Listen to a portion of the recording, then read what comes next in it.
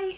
Welcome back to my channel. Firstly, I just wanted to say thank you to anyone who has recently subscribed to my channel. I've had a little burst of subscribers over the last month, 6 weeks or so. So if that is you, if you're watching this video and you've recently subscribed, thank you so much for joining us. I feel like we're creating quite a kind of nice little being the operative word, quite a nice little community here on this channel. And of course, you knew I was going to say this, if you're watching this and you love book reviews from popular fiction, chick lit, thrillers, historical fiction, you enjoy book hauls, maybe some tag videos, if you're watching this and you haven't subscribed and you love all of those things, please come and join us. Press that little red button, press the bell, and you'll be notified when I have a new video. Anyway, so today I am back with a book review, and I think it's the third of 2021, and it is a completely different book to the one I last reviewed. So if you have been watching my channel recently, you would have seen that I last uploaded a review of Leave the World Behind by Ruman Alam. It wasn't for me, let's just say that. It didn't get the best score. It was following some very strong books, and after that I just decided that I wanted something a lot more light-hearted and probably a little bit more in my comfort zone, which is very much sort of chick lit romance based. So today I wanted to chat to you about what I thought of Before I Saw You by Emily Houghton. It is out now, so I think it was published on the 4th of February, so 10 or so days ago by the time this video goes up. Before I Saw You is Emily Houghton's debut novel, and the story follows Elfie and Alice, which I can't tell you how many times I've tried to say that before I actually managed to get it out. They're actually two hard words that are quite hard to say together. So the story follows Alice and Elfie, who strike up a friendship in a rehab ward of a hospital. Now, Elfie is recovering from an accident where he had to have his leg amputated, and Alice is recovering from an office fire in which she got really badly burned, to a point where she is not happy showing her face to anyone other than the nurses. When she goes and has physio, all of the other people in her ward have to have their curtains pulled round so that she can't be seen. And basically Alice and Elfie have beds next door to one another, and all that really divides them is the curtain. When Alice first arrives on the ward, she is silent for days. She doesn't talk. Elfie finds that really hard to deal with. He is someone who loves to chat. He is very energetic. He's very upbeat despite the situation that he's found himself in. So gradually over time, Elfie manages to coax Alice out of that silence, and they sort of strike up a friendship between the curtain.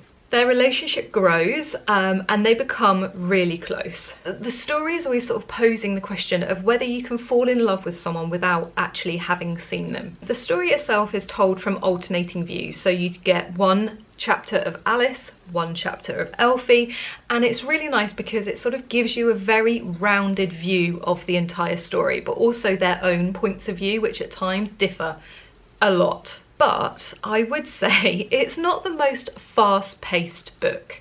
It is quite a slow burn, and I also had an idea right from the start of how it would end. But sometimes steady and predictable is absolutely fine, and actually after Leave the World Behind, where I was so confused and I had no idea what was going on, this was actually quite a comfort to read. The ending felt a bit rushed, I would say, and I would like to have known a bit more about what happens next, particularly from Elfie's perspective. And when I went to Goodreads, looked up the reviews, which I do after I finish any book, it seems as though that's quite a common, not complaint, but it's quite a common sort of want. A lot of people who have read this book wish that there was just a couple more chapters to the story. It does end quite abruptly, but I am pleased with the happy ending.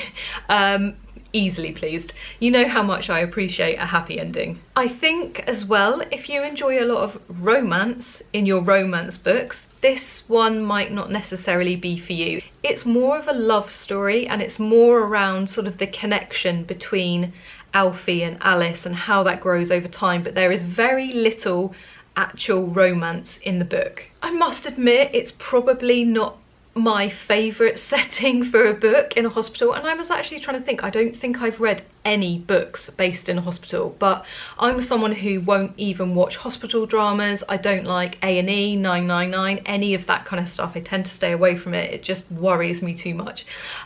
So although this is very light-hearted, it deals with some very big topics and themes. So it deals with disfiguration, it deals with loss, it deals with PTSD. There's a whole range of topics, but it's done in such a sensitive, sort of light-hearted way.